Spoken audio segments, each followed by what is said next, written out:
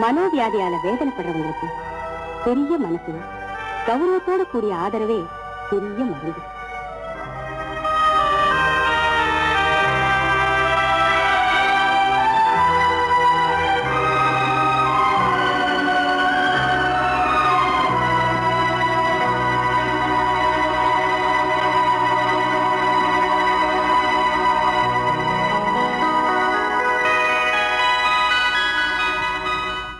நம்ம police department மேலேயே நம்பிக்கை வந்திருக்கு. That is wrong. எதை பத்தி சொல்றீங்க? That is right. அதாவது பொண்ணுகளை வரிசையா கொலை பண்ணிட்டு வர்றானே சைக்கோ கில்லர், அவனை பத்தி சொல்றேன். ஓ, அத சொல்றீங்களா? அதுக்கு டாக்டர் சாரதாம்பாளுக்கு தான் நன்றி சொல்லணும். நன்றி சொல்றது மட்டுமல்ல, அவங்க செஞ்ச ட்ரீட்மெண்ட்ல தான் சுவேதாவோட வியாதியே குணமாயிடுச்சு. அது மட்டுமல்ல, இந்த தரகாசினிய கொலவனுடைய விவரமும் நமக்கு கிடைச்சிருச்சு. Correct correct. இந்த கொலை கேஸ்னால நம்மளுடைய போலீஸ் டிபார்ட்மெண்ட் யார் யார் மேலயும் சந்தேகப்பட்டாங்கல்ல. ஆமா, இன்னும் சொல்ல போனா டாக்டர் பாலகிருஷ்ணன், நம்ம சுவேதா புருஷன் கணேஷ், இவங்க 2 பேர் மேலயும் ட்ரீட்மெண்ட்டுக்கே சந்தேகம் வந்துடுச்சு. இப்ப என்னடான்னா கதையை மாறி போச்சு.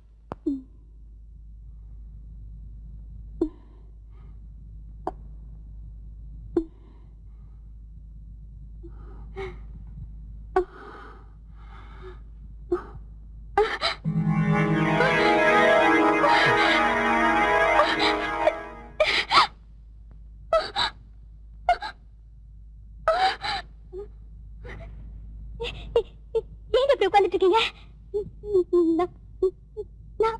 நான் அவனை கொலை செஞ்சுட்டேங்க. ஸ்வேதா, என்ன மறுபடியும் கெட்ட கனவா?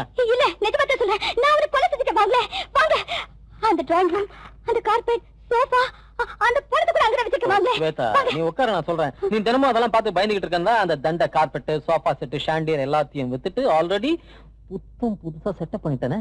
நான் அதுக்கு சொல்லலீங்க, நிஜமா தான் சொல்றேன். நீங்க வாங்க, நீங்க வாங்க, என்ன நம்புங்க.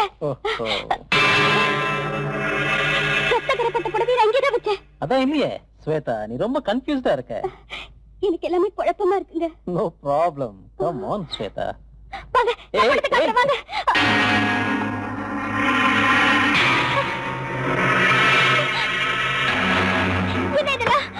இதெல்லாம் புதுசா இருக்கே, இது எப்படிங்க? நான் அப்பவே சொன்னேன்ல, நான் வந்தப்போ மகாராணி நல்ல தூக்கத்துல இருந்தீங்க. எதுக்கு டிஸ்டர்ப் பண்ணதுன்னு சொல்லி யாரோ வந்தாங்க. நம்ம பழைய சோஃபா செட், கார்பெட், ஷாண்டியர் எல்லாத்தையும் புது செட்டப் பண்ணிட்டேன். அப்படி எல்லாம் அது இங்க எப்படி? அது இங்க இருக்கா? ஸ்வேதா, இதுக்கு முன்னாடி இது உடைஞ்சிருந்தது. இப்போ அப்பா, இனி போதும். வா, ஜாலியா வெளிய போயிட்டு நம்ம பாப்பாவுக்கு புது Dress வாங்கலாம். அதுக்கப்புறம் சைனீஸ் ரெஸ்டாரண்ட்டுக்கு போய் டின்னர் சாப்பிடலாம். Okay, come, let's go. அது இருக்கட்டும், நீங்க எப்ப குடிக்க ஆரம்பிச்சீங்க? Oh, come on Shweta. வாங்க, நான் பாட்டில் காமிக்கிறேன். என்ன அர்த்தம் இல்லாம பேசுற? மறுபடியும் இங்கே வச்சீங்க. சரி ஸ்வேதா, இனி உன் கற்பனை உலகத்துல இருந்து வெளியே வா. போலாம் வா.